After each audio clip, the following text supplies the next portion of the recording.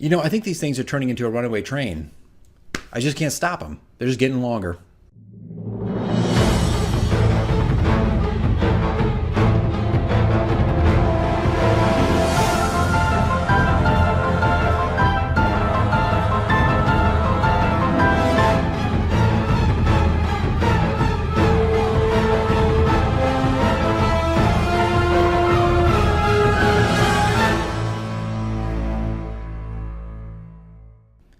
Hey everybody, this is DM Mike, and today I wanted to start out with the radio drama and not go, not jump right into the campaign diary, which would be campaign diary number 9, even though we're on session 10. The math is a little wonky here. But anyway, yes, this is the radio drama, and look, it is 8 minutes and 10 seconds. It dwarfs anything that I did prior to this. They only continue to get longer. And, I used to be like, oh gosh, panicky about this. But I think my craft in this area is getting better. So as they get longer, they're working out. Like they're entertaining. And I hope you can stick around and just kind of listen to this. Maybe it'll inspire you and help you develop your own radio dramas for your D&D campaigns.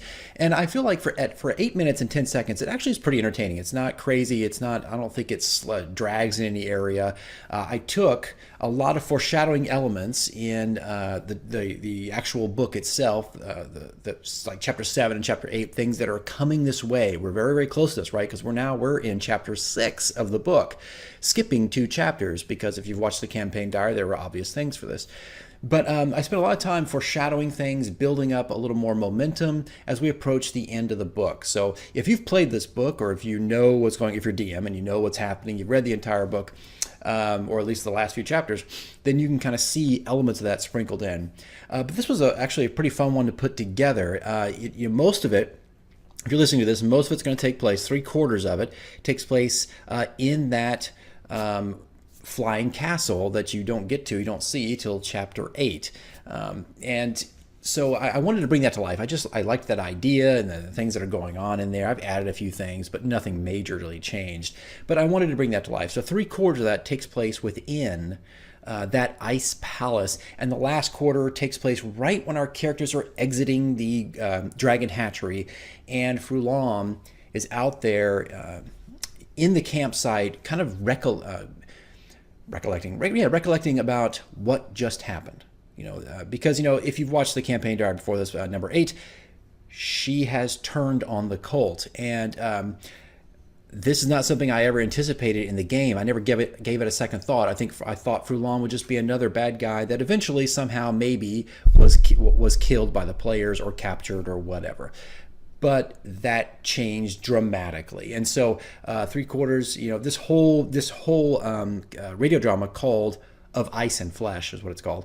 Actually deals with Frulam and the fallout of Frulam and the choices she has made, and what the cult is thinking, how they got the report, and how they even know what was going on in the Dragon Hatchery, and what the conclusions they are coming to. Because so far, a lot of their conclusions are wrong.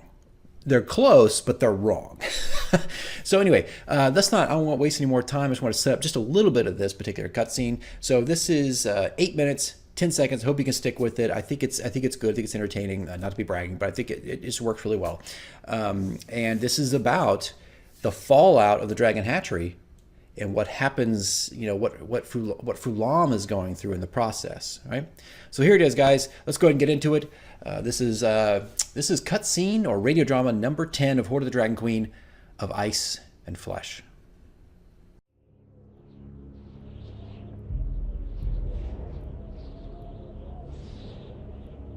Starlight.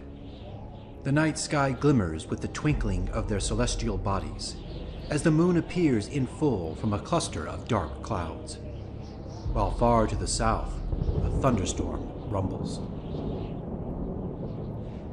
There is a flicker of motion, and suddenly, a castle appears in the sky.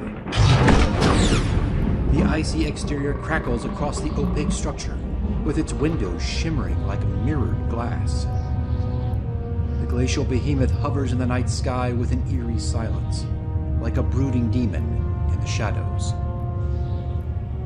In the distance, a griffin with a rider dressed in black swoops in towards one of the gleaming spires as the castle drifts gently in the wind.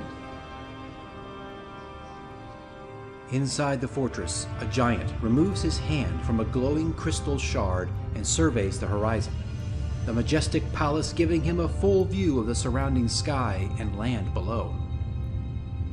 Numerous illustrious crystals hover like snowflakes in front of him, each radiating their subtle and beautiful hues. The giant puts his hands to his hips. Well, I take it we've arrived, Esmeralda. We have. A messenger approaches from the west. Otherwise, we are clear in all directions should we need to leave in haste, my lord. Don't worry yourself about that. We ain't going anywhere soon. The Red Ones like to chatter, bolstering their pride with their honeyed words. We'll return as fine when they're ready. The giant turns to leave, shouting over his shoulder. Increase the Veil's presence till then. Don't need any curious small ones peering up and giving this cloud a second glance. As you command, Hail Mia. The giant exits the chamber as the crystals gently dim. Outside the tower, the Griffin lands on a large platform, its human rider throwing off his black cloak, revealing the red velvet robes underneath. He drops down from the saddle, handing the reins over to several kobolds and, without a word, hastily enters the fortress. Inside the spire, the rider opens the main door and enters a large chamber. The room's ceiling is covered in horse skulls, with thick carpets masking the icy floor as a small mist dances across the chilled surface. The rider looks hesitantly above him as 4 large gargoyles stand frozen above. Distinctively remembering that their positions were different from the last visit, he hastily passes them and approaches a large cauldron on a raised platform. A human dressed in red and gold robes, silently reading a spell book, looks up as the rider kneels before him.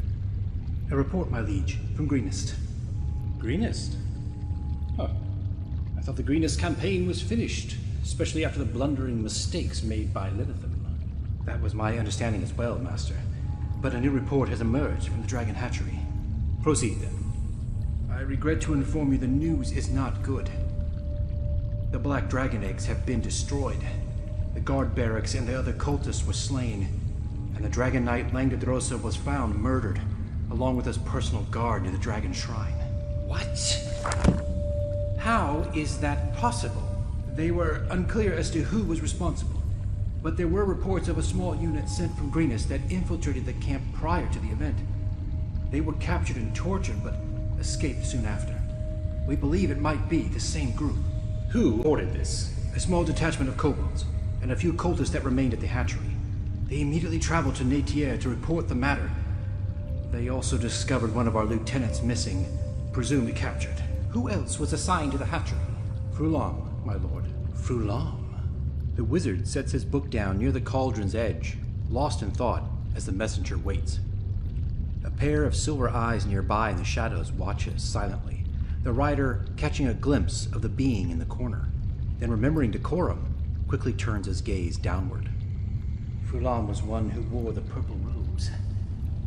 She knows much. There is no time to waste. Rezimir has taken too many chances as it is, even though she has been given wise counsel. How old is the news? The report was delivered through bird carrion as the detachment left the hatchery. We believe it took 3 days to navigate to Natier, and half a day for me with our griffin mounts. Then the enemy has surely begun the interrogation process. We will dispatch the Drow to assassinate her before she reveals anything further. It is unfortunate, but it's faster to kill her than attempt a rescue. Jevin, step forward. From the shadows, a dark elf emerges, dressed in black leather, and 2 long silver daggers hanging at his side. He approaches, then kneels, his long black leather cloak draping him in the colors of night. You have heard the report. I have, Lord. Frulam's fate has been sealed.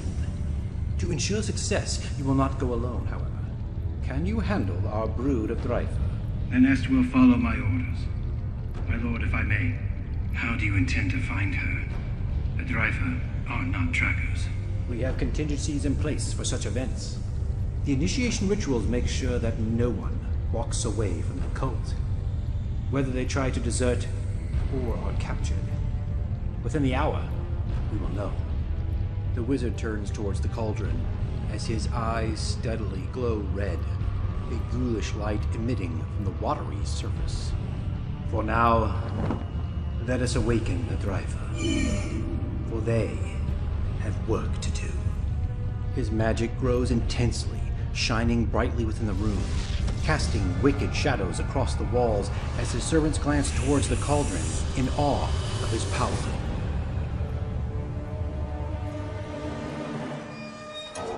Far from the castle, a black pit stirs in the Underdark.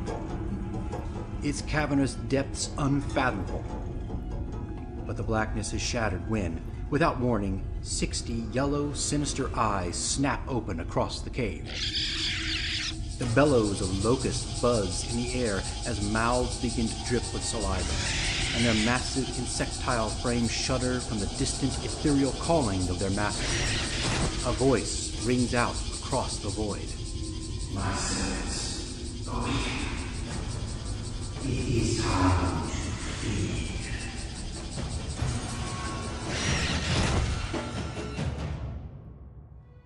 Far from the castle, our heroes emerge from the cavern, tired, injured, and ready to travel to El Terrell. Frulam, her armor destroyed, shudders within, fatigue and battle weariness taking hold. At the mouth of the cave, she looks up into the coming dawn, her eyes capturing its pink hues as she takes a deep breath for the first time. She holds out her staff, lost in thought, as her tattered cape sways in the morning breeze. A new dawn and a new beginning, but a rebirth not without its consequences. So there it is, 8 minutes, 10 seconds. I'm beginning to think that I'm writing a mini movie at this point. I'm not sure if I add up all the time here, how much I've written and designed this thus far, but it's got to be close. It's got to be close to like an hour or something like that, but totally worth it.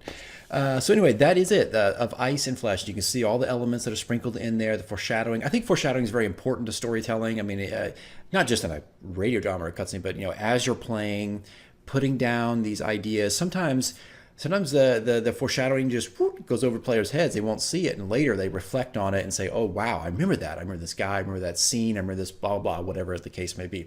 So that's what a lot of these radio dramas are. They're to show you what the enemy is doing, because I still think that's great and cool, and I want to know.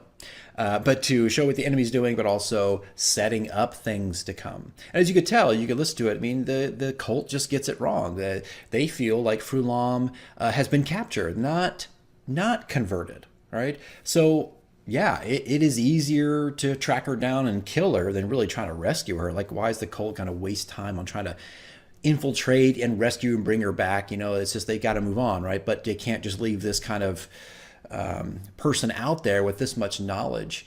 So it really is. It's faster just to kill her, assassinate her. So that's, we enter the drow, Jevin, who takes the Dreifa, which is a Nordic term, but the Dreifa, I think it means like servants or whatnot. But I applied them to these spiders that actually lurk in the Underdark. They're pulled from the Underdark. So they're not just a typical giant spider, though all are horrific no matter where they come from. But they pull from these dark spiders from the Underdark. Too many darks, Underdark, and they hunt them down. And you'll see in the campaign diary, they actually find them. And there's a reason for all that, but we'll get to that in the campaign diary. So guys, that's it. Again, I recommend, if you're doing the radio dramas, don't shoot for 8 minutes and 10 seconds. That's crazy. I still recommend that you start with a tone piece. You can look at my other radio dramas. You'll find those in Kingston. Actually, I'm going to do a couple more videos here of a couple more tone pieces that I've set up for Chapter 6. I won't do them all because we're not deep into Chapter 6 right now. We're just kind of starting. I'll put one more out there as another example of, here's another one that's just like, and it's actually for the city of El Terrell. So I'm going to put that one up probably next. There's a lot of videos to come. But anyway, guys, that's it. Shoot low, start small, then work your way up to the big ones. I don't know if I'll ever go past. I'm wondering if I'll ever hit 10 minutes. I'm sure probably I will. Again, all these things come from the players. They come from a reaction to them. So who knows where this is going to go? I mean, this whole campaign has just gone in directions I never would have guessed. I don't plan that kind of stuff. Frulam becoming a hero, don't plan it. The fairy being captured and now taken into Rezimir's castle and being examined and possibly used for, some more deviant kind of things. Never would have planned for it. I mean, I often wonder what would the cutscenes or radio dramas be had we taken a different course? Just crazy. Anyway, so that's it, guys. The next piece will be the campaign diary, and I'm probably going to put out a tone piece as well for the city of El Terrell. All right, hope you enjoyed it. Hope I'm not boring you, and I'm hoping this is continuing to just give you inspiration. All right, guys, thanks for watching. Thanks for taking the time to do this. I know they're getting longer. I appreciate it. So I'll see you guys in the next video.